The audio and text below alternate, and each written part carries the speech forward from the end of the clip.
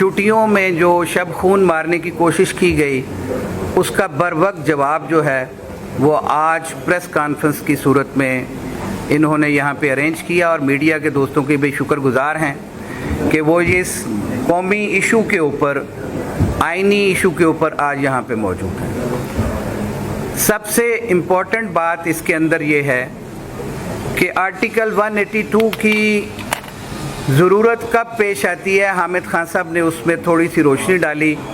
उसको ऐड करते हुए मैं बताऊंगा कि वो कोरम कब पूरा करना होता है कि अगर कोई 17 जजेस जो हैं एक जजमेंट दे चुके हों, कुछ जजेस बाज़ औक़ात रिक्यूज़ कर चुके हों किसी पर्सनल इशू के ऊपर, कोई ऐसा इशू बन जाए जिसमें कि ज़रूरी हो कि जज सुप्रीम कोर्ट का एडहॉक जज 1 दिन के लिए, 2 दिन के लिए, 4 दिन के लिए या साल के लिए लगाना है, या किसी मखसूस एक केस के फैसले के लिए अगर कोई शख्स एडहॉक जज लगाना हो तो 182 उसकी रिक्वायरमेंट है।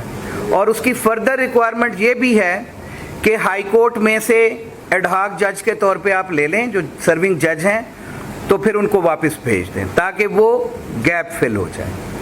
अब ये रिटायर्ड जजेस को जब अपॉइंट करने की कोशिश करते हैं तो हमारे मुल्क में तो पहले ही रिटायरमेंट के बाद बाउंटी दी जाना जो है वो एक तसव्वुर किया जाता है कि किसने मेरा साथ दिया और किसने मेरा साथ नहीं दिया। पिक एंड चूज़ मेलाफाइडली ऐसे लोगों को मुख्तलिफ ओहदों पे बिठाया जाता है।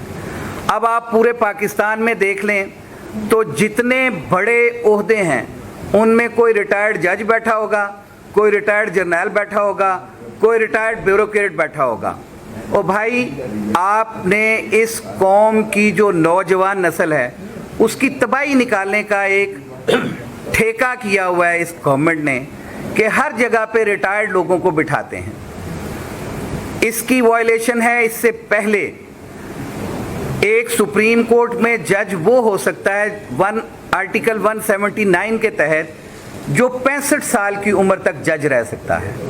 अब 179 को इस एडहॉक जज लगा के रिडंडेंट किया जा रहा है कि उसके अंदर 65 साल की उम्र है। एडहॉक जज को अगर हम आर्टिकल 179 और 182 को जब मिला के पढ़ेंगे तो वहाँ पे जब ऑप्शन दी गई है कि हाई कोर्ट में से जज लिया जा सकता है, किसी सीनियर वकील को जो कि 15 साल की प्रैक्टिस रखता हो, सुप्रीम कोर्ट का वकील हो, उसको सुप्रीम कोर्ट का जज लगाया जा सकता है, तो उनमें से एडहॉक जज क्यों नहीं लिया जाता।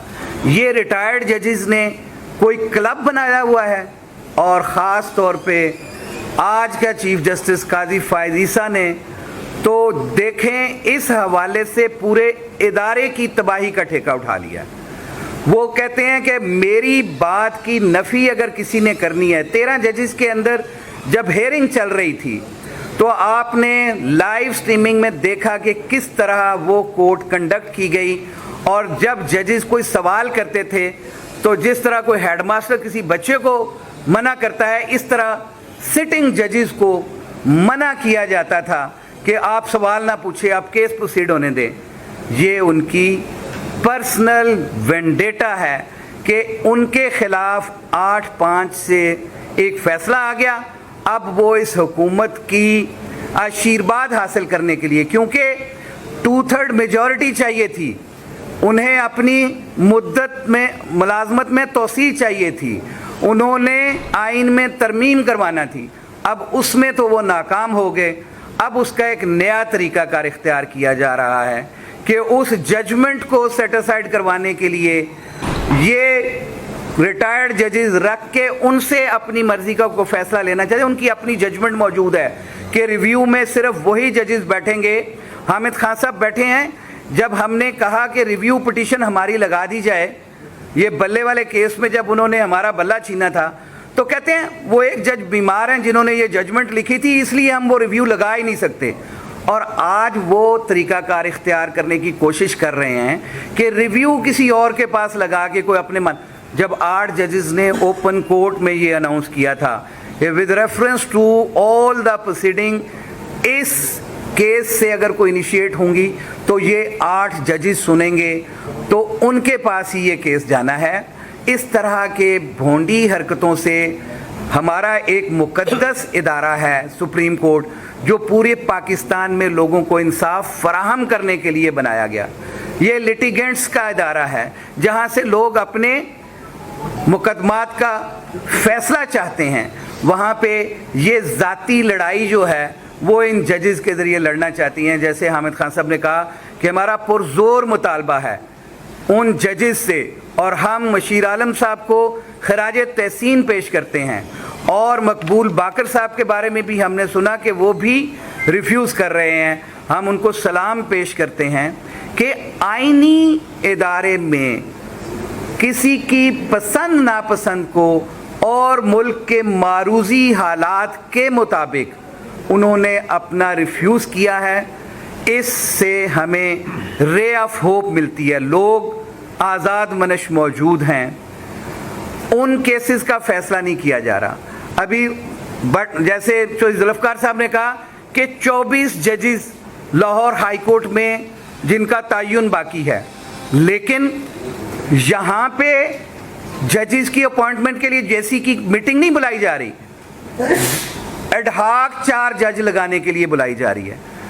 इसी तरह से सिंध हाई कोर्ट में जजेस की तादाद पूरी नहीं है, पेशावर हाई कोर्ट में जजेस की तादाद पूरी नहीं है, तमाम हाई कोर्ट में जजेस की तादाद पूरी है। क्या यहाँ दूध की नहरें बहना शुरू हो गई हैं? यहाँ इंसाफ मुकम्मल हो चुका है? यहाँ पे पेंडेंसी ख़त्म हो गई है? यहाँ पे अपॉइंटमेंट्स नहीं है, बल्कि जहाँ कोरम पूरा हो चुका है 17 जजेस का, वहाँ एडहाक जजेस लगा के वो अपनी पसंद के फैसले चाहते हैं कि अपनी नंबर गेम पूरा करना चाहते हैं। पूरे मुल्क में पाकिस्तान बार कौंसिल के 7 मेंबर ने जुडिशल कमीशन को भी लेटर लिखा है, और हम आज प्रेस कॉन्फ्रेंस भी कर रहे हैं कि पाकिस्तान बार कौंसिल के ये 7 मेंबर, जिसके अंदर बलूचिस्तान से नुमाइंदगी हासिल है मुनीर काकड़ साहब की, सिंध से शहाब सरकी साहब और आबिद ज़ुबैरी साहब हैं, केपी से ताहिर फराज अब्बासी साहब मौजूद हैं, पंजाब से मैं और अपना शफकत महमूद चौहान साहब, हम और आबिद साकी साहब ने, हमने ये रिक्वेजिशन भी दी है कि फौरी तौर पे पाकिस्तान बार कौंसिल का इजलास तलब किया जाए।